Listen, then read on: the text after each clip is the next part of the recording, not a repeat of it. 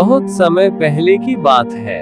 एक नगर में देवशक्ति नामक राजा रहा करता था। उसके पुत्र के पेट में एक सांप ने अपना डेरा जमा लिया था। पेट में सांप के होने से राजकुमार दिन प्रतिदिन कमजोर होता जा रहा था। यह देख राजा ने कई प्रसिद्ध वैद्य से उसका उपचार कराया, लेकिन राजकुमार के स्वास्थ्य में किसी तरह का सुधार नजर नहीं आ रहा था। राजकुमार के स्वास्थ्य के कारण राजा हमेशा परेशान रहता। यह देखकर एक दिन राजकुमार अपने राज्य से दूर दूसरे राज्य में चला गया और मंदिर में भिखारी की तरह रहने लगा। राजकुमार जिस राज्य में गया था, वहां बलि नामक राजा राज करता था। उसकी 2 जवान बेटियां थीं। दोनों रोज सुबह अपने पिता का आशीर्वाद लेने जाती थीं। एक सुबह दोनों में एक बेटी ने राजा को प्रणाम करते हुए कहा, महाराज की जय हो, आपकी कृपा से ही संसार में सब सुखी है। वहीं दूसरी बेटी ने कहा, महाराजा, ईश्वर आपको आपके कर्मों का फल दे। यह सुनकर राजा क्रोधित हो जाता है और मंत्रियों को आदेश देता है, कठोर शब्द बोलने वाली इस लड़की की शादी किसी गरीब लड़के के साथ कर दो, ताकि ये अपने कर्मों का फल स्वयं चख ले। राजा के आदेश के चलते मंत्री मंदिर के पास बैठे भिखारी से उसकी शादी कर देते हैं। वह भिखारी वही राजकुमार था, जिसके पेट में सांप ने डेरा बना रखा था। राजकुमारी उसे ही अपना पति मानकर सेवा करने लगती है।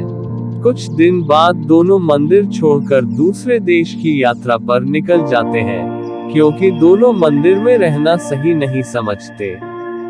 सफर के दौरान रास्ते में राजकुमार थक जाता है और एक पेड़ के नीचे विश्राम करने लगता है। राजकुमारी पास के गांव से भोजन लाने के लिए चली जाती है। जब वह वापस आती है तो सोए हुए पति के मुंह से एक सांप को निकलते देखती है। साथ ही पास के एक बिल से भी सांप निकलता है। दोनों सांप बात करने लगते हैं, जिसे छिपकर राजकुमारी सुन लेती है। एक सांप कहता है, तुम इस राजकुमार के पेट में रहकर इसे तकलीफ क्यों दे रहे हो? साथ ही तुम खुद के जीवन को भी खतरे में डाल रहे हो। अगर किसी ने राजकुमार को जीरा और सरसों का सूप पिला दिया, तो तुम्हारी मृत्यु हो जाएगी। फिर राजकुमार के मुंह से निकला सांप कहता है, तुम इस बिल में रखे सोने के घड़ों की रक्षा क्यों करते हैं, जो तुम्हारे किसी काम के नहीं है? अगर किसी को इन घड़ों के बारे में पता चल गया, तो वो बिल में गर्म पानी या गर्म तेल डालकर तुम्हारी जान ले लेगा। थोड़ी देर बाद दोनों सांप अपनी अपनी जगह वापस चले जाते हैं, लेकिन राजकुमारी दोनों सांपों के रहस्य को जान चुकी थी। इसलिए राजकुमारी पहले राजकुमार को भोजन के साथ जीरा और सरसों का सूप पिला देती है। इसके कुछ समय बाद राजकुमार ठीक होने लगा। फिर उसके बाद बिल में गर्म पानी और तेल डाल देती है, जिससे दूसरे सांप की भी मृत्यु हो जाती है। इसके बाद बिल में रखे सोने से भरे घड़े को बाहर निकालकर दोनों अपने शहर लौट जाते हैं। राजा देवशक्ति अपने बेटे और उसकी पत्नी का धूमधाम से स्वागत करता है।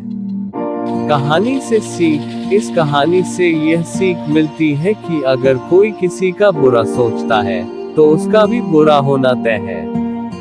सांप ने राजकुमार का बुरा सोचा, तो उल्टा उसका बुरा हुआ। कहानी कैसी लगी कमेंट करेंगे बताना। वीडियो को लाइक करना, सब्सक्राइब करना।